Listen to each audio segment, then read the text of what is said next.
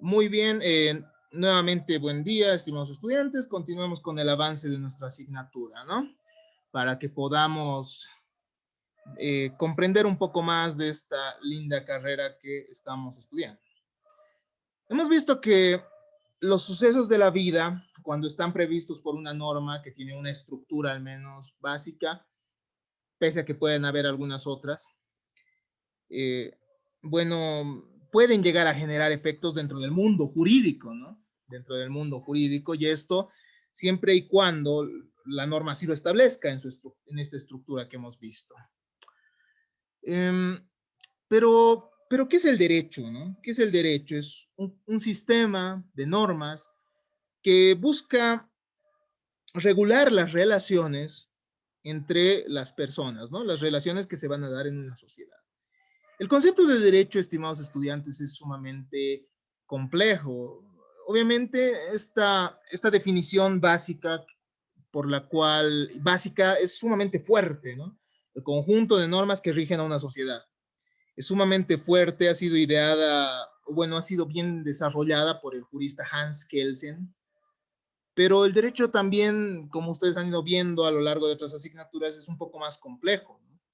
No solo involucra la norma jurídica, sino también involucra las relaciones que se dan en la vida, sino también involucra cómo es que las personas valoran al derecho. Es decir, hay veces que las personas consideran que la ley es buena, que la ley es mala, y en base a eso se van generando consecuencias en la misma sociedad. Es decir, la misma sociedad va a tener ciertas reacciones ante la norma jurídica. Entonces estamos ante una situación complicada, ante un objeto de estudio fascinante por ser tan complejo y bueno, que no es solo una regla como la ley natural, eso que comparábamos en algún momento, ¿no? En la ley natural nosotros nos basamos en la causalidad, es decir, si algo sucede en la vida real, necesariamente la consecuencia es la misma, como en la ley de gravedad, pero en las leyes humanas la situación es diferente, ¿no? La regla en las leyes humanas es, si esto pasa, debería pasar esta consecuencia jurídica. Entonces, no siempre pasa, ¿no?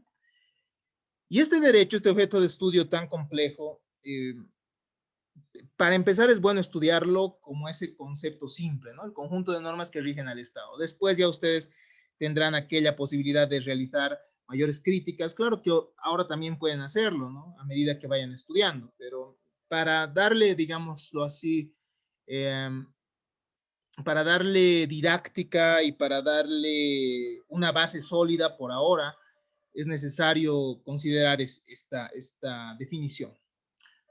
El derecho, estimados estudiantes, puede dividirse según sus intereses, según las relaciones jurídicas, en diferentes ramas, ¿no? Así cuando ustedes revisen textos, por ejemplo, clásicos, van a ver que siempre los autores comenzaban al menos la división del derecho en derecho público y derecho privado, ¿ya? Pero esto de a poco va cambiando. Algunos dicen eso ya es inútil. Entonces yo les voy a explicar un poquito de por qué se dan estas divisiones del derecho, ¿ya?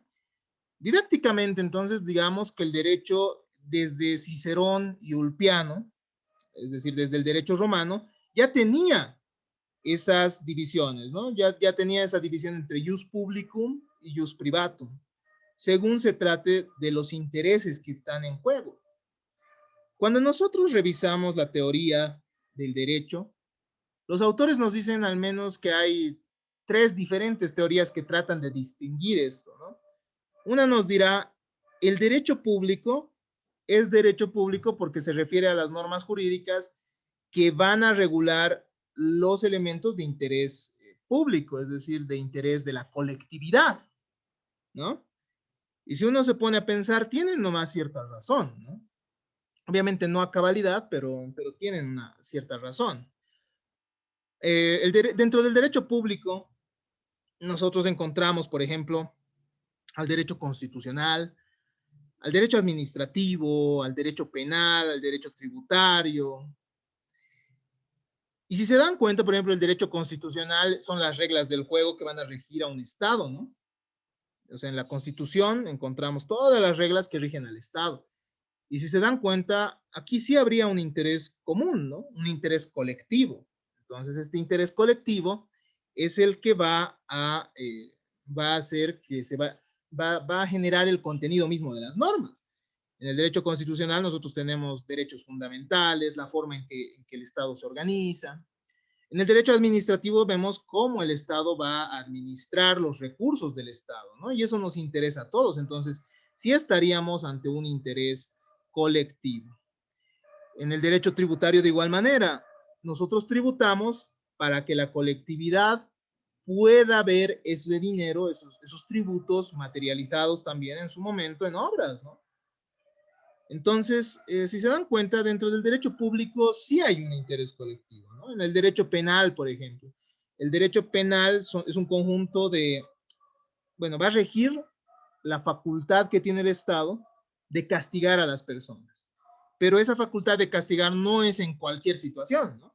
Únicamente va a ser en aquellas situaciones graves y que están previstas por la ley. ¿Y eso nos interesa a la colectividad? Sí, porque formaría parte de esa política criminal, ¿no? Es decir, a nosotros no nos gustaría que atenten contra los bienes jurídicos.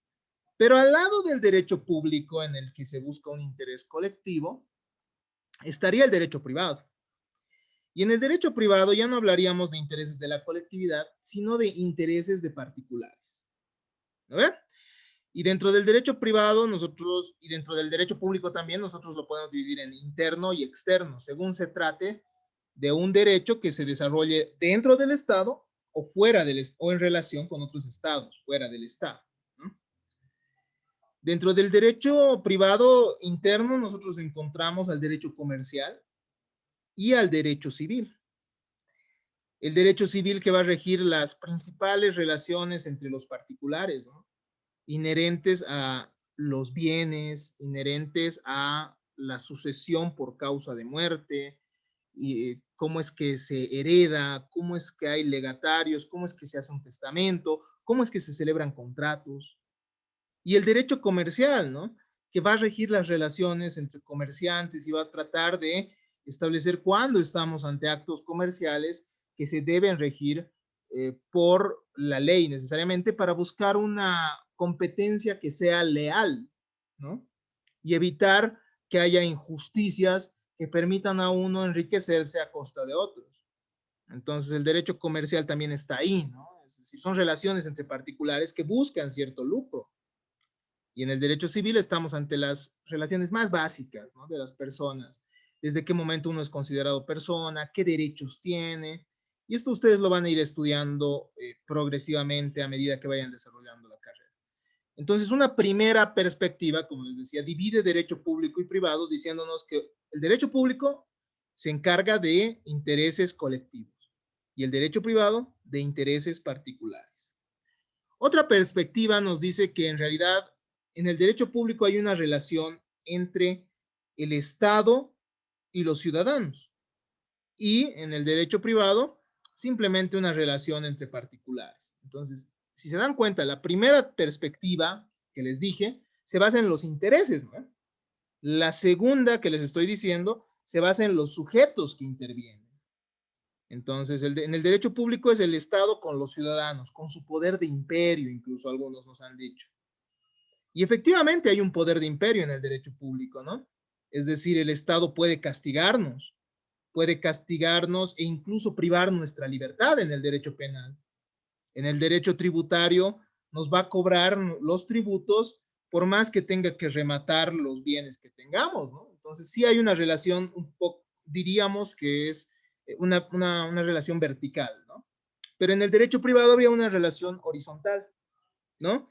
Una relación horizontal entre los particulares que son iguales. Esa es la diferencia, nos dicen, ¿no? Y la tercera perspectiva nos dice que lo que diferencia el derecho público del derecho privado son las normas que lo rigen. Es decir, las normas del derecho público no se pueden modificar por ningún motivo. Es decir, al tratar de las normas que rigen al Estado, estas normas los particulares no las pueden modificar, ¿no? Son normas imperativas, ¿no? Es decir, que estas normas se tienen que acatar, se tienen que cumplir tal cual se establece. pero en el derecho privado habría la posibilidad de que los particulares decidan. Hay un ámbito de libertad. ¿No ve? Hace un momento hablábamos del negocio jurídico, ¿se acuerdan? El negocio jurídico sí sería una forma mediante la cual los particulares deciden, ¿no? Sobre cuál es el contenido de sus relaciones jurídicas. Entonces, ¿a qué voy con esto? ¿A qué voy con esto? Si ustedes pueden ver, no es clara la diferencia entre derecho público y privado, porque hay críticas a cada una de estas perspectivas, ¿ya? Respecto a los intereses del derecho público y del derecho privado, se ha llegado a establecer, por ejemplo, la crítica de que todo interés colectivo es un conjunto de intereses particulares. Entonces, no es una diferencia necesaria, ¿no? O respecto a que en el derecho público siempre está el Estado en su relación con los ciudadanos, nos dicen, no, no es cierto, porque en el derecho privado también el Estado puede formar parte de las relaciones jurídicas. Entonces, no necesariamente, por ejemplo, el Estado alquila casas, ¿no? Ustedes han debido ver alguna vez eso, que el Estado no siempre es propietario de los edificios donde trabajan sus oficinas. A veces tiene que alquilar a los particulares, entonces hay relaciones que no, bueno, esa relación entre las personas no es determinante. Y finalmente habíamos dicho que las normas jurídicas de derecho público y de derecho privado serían diferentes porque en las normas de derecho público habría esa posibilidad de disponer, digo, en el derecho público no habría esa posibilidad de disponer sobre las mismas, pero en el derecho privado sí. Sin embargo, esto tampoco es cierto, ¿no? Esto tampoco es cierto porque puede modificarse. Entonces, esta distinción entre derecho público y derecho privado es didáctica, nos ayuda a entender un poco de cuál es el contenido de las materias del derecho, pero no a cabalidad, ¿no? No a cabalidad. Posteriormente se da una concepción tripartita de estas clasificaciones y además de hablar del derecho privado y el derecho público, se habla del derecho social, ¿no? En el derecho privado estaríamos entre relaciones particulares, es decir, ante intereses particulares. En el derecho público, ante intereses colectivos, pero en que el Estado está bajo una relación de imperio, ¿no? Es decir, bajo una relación vertical. Pero en el derecho social nosotros ya no nos encontraríamos ante esa relación de imperio, sino ante una relación diferente, una relación de un Estado protector. Y en el derecho social, por ejemplo, se encontraría el derecho agrario, el derecho de familia, el derecho laboral, el derecho de seguridad social. Entonces, dentro de esta perspectiva hay tres clasificaciones del derecho, ¿no? Y finalmente tenemos una perspectiva manifestada por el teórico Hans Kelsen. Hans Kelsen nos dice, no, no existe división entre derecho público y privado. No existe divisiones del derecho porque la ley siempre surge del Estado. Entonces, serían ociosas estas distinciones y no tendrían ningún sentido, ¿no? Yo creo que es importante esta clasificación entre derecho público y derecho privado. ¿Por qué? Porque nos va a ayudar a entender cuál es la finalidad de cada rama del derecho, ¿no? Entonces, creo que es importante para comprender eso, para ayudarnos a entender cuál es la finalidad del derecho penal, cuál es la finalidad del derecho tributario, del derecho comercial. Entonces, didácticamente es muy importante, pero Hans Kelsen, cuando nos dice que no existe esta división, tampoco deja de tener razón, ¿no? Tampoco deja de tener razón. Toda ley surge del Estado, entonces, ¿para qué dividimos derecho público y derecho privado? Si todo emana del Estado. Esto lo pueden ver en la obra Teoría General del Estado de Hans Kelsen. Entonces, estimados estudiantes, hasta aquí vamos a dejar nuestra clasecita del día de hoy. Vamos a dejarles un pequeño trabajito para que ustedes puedan comprender mejor estas clasificaciones y podamos continuar el desarrollo de nuestra materia. ¿Por qué revisamos esto? Porque la teoría de la responsabilidad es transversal. La vamos a encontrar en todas estas ramas del derecho en algún momento. ¿Ya? Entonces tenemos que ir comprendiendo a qué se dedica cada rama también. Hasta acá entonces nuestra grabación de la clase.